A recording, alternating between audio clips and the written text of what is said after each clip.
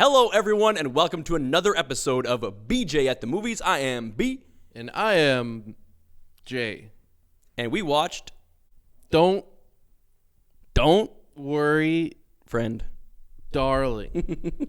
Don't Worry, Darling. We watched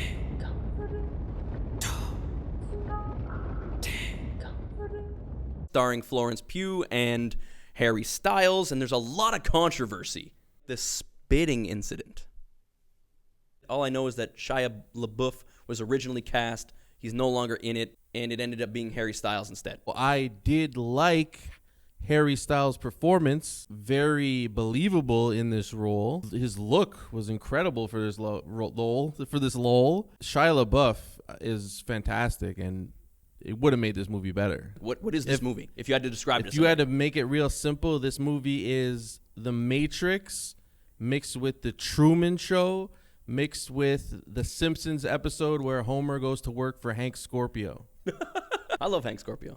And they go live in the village for all the workers, and no one knows what they're doing. Yes, it is very similar to that. So Chris Pine is Hank Scorpio. Yeah, so he is kind of like a cult leader in this world that they're living in. They're in this town that's kind of like the 1950s. The men go off to work. The women stay home. They cook, they clean. They say goodbye to the man in the morning. They welcome him as he comes home. As it should be. No, you can do whatever you want. So Jason has been red-pilled since watching this movie, apparently. I don't know. I don't like any pills. I don't take pills. Actually, I do for heartburn.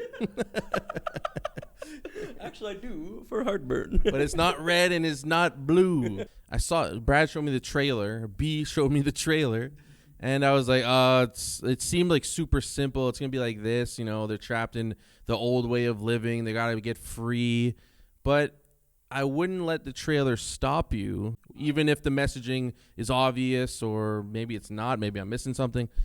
I enjoyed myself, and I had zero hope of enjoying myself. Like it's an enjoyable movie. It's not a terrible movie. People are shitting on this movie like crazy, and people are shitting on Harry Styles. Florence and Chris Pine are incredible in this movie. They do such a good job, both of them. Yeah. Any scene that he is in interacting with them, you can tell that he's not on their level. I don't think that's a bad thing. You don't need everyone like here. Some people have to, No, but yeah, and I don't know if everybody would even notice that. But like from an acting perspective, you can notice that he's not connected the same way that they are. But I got lost in his eyes. Well, he's very beautiful, yeah. He's a very beautiful man. Yeah. And in this movie, he fits the role of a classic 1950s, he looks the role. I think he handles it good enough. Like, it didn't take away from the movie. For you. Well, for me, fine. Yeah, for me, For my expert opinion, it didn't take away from the movie. Good. Kiki Lane's character. It's basically Florence Pugh's character's best friend. Yes. But they didn't do a very good job showing us that they're best friends. No, I didn't know they were. When you just said that, I'm like, they were best friends? They have to mention it at points to tell you because they don't show it. The movie isn't short, but I feel like they skip out on a lot of the building. That's why I didn't find her character that good, because I didn't have any feeling for her, and she was just like a symbol standing there and like, you need to get out, this is a trap, or this is no good. I want to warn you right now, there's a chance we get into spoilers because we're going to start diving into the meat of this film. I feel like this movie could have benefited more from telling less and showing less and leaving more to your imagination and not having to end with that's what happened and stamp it over your head. Once they showed the real world, it took me out of the movie. Like all of it took me out. The real world was stupid. The way she lived in this like over the top dump, even though she's a doctor. She's a doctor doing multiple shifts. She lives in a fucking dump. Yeah, like what the hell is going on here? And he was like over the top, like QAnon, he like was 8 computer screens, like Spider-Man 2. That didn't haircut. work. He did not work when he was in the real life thing. No, none of it worked. Pretty Boy Harry works. Pretty Boy Harry was great. The whole last act of this movie is probably the worst part of the movie for me. Is he actually going to come up here? No. What did you think of the movie? Harry Styles is good, right? They do party a lot in this movie. Yeah, because what else did you do? Go out to work, you have all that, but as soon as you get home, the men are home, it's time to party. Mm-hmm. Pugh and Pine needed a lot more time together. They were really good. Any scene that had the leader of the cult with the main character, those two together, there was stuff happening. There was and I wanted more of it. Perhaps you get too much, though. You don't want too much. No, I don't want too much. I want a little bit more. I think you got just enough, and you're fiending for more. I did not get enough. You can't control yourself. Chris Pine's performance was less is more. Every time you saw him, he felt like a big deal. Florence and Harry Styles. Too much Harry Styles. You had to care about them. Enough. And I still didn't care that much. No, I still didn't care. Even when he was in the car and he was freaking out because the red people took him away. No, I think he did good. I felt it. I felt it. You didn't feel that he cared for her at all. He didn't demonstrate that at all. Sure, because he didn't have the connection that I wanted. He connected right to her at the first scene of the movie. He was connecting with Olivia in the back. That's the problem. No, I don't know. Like a lot of stuff was put into this movie. You can tell there was care, there was attention to detail. There's a lot missed, sure, but also it was directed by Olivia Wilde.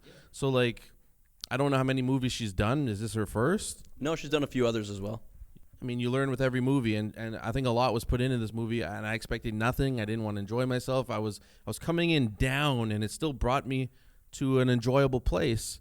What would you give this out of 10? I'm inclined to go for the 6s.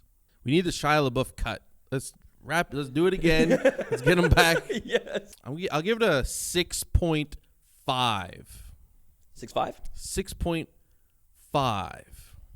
Is this a must-watch movie?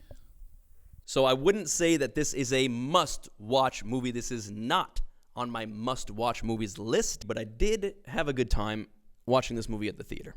Also, when you're hooked up to this device, are you just lying in your bed forever? It's possible the making of this film, if there's a documentary that comes out, will be better than the film. It would be very interesting. Or Shia LaBeouf, go make your own version of this film. That would be crazy. You crazy. Can't kick yourself out of. Well, maybe you still could, but he could do anything he wants. He could kick himself out. Just do it!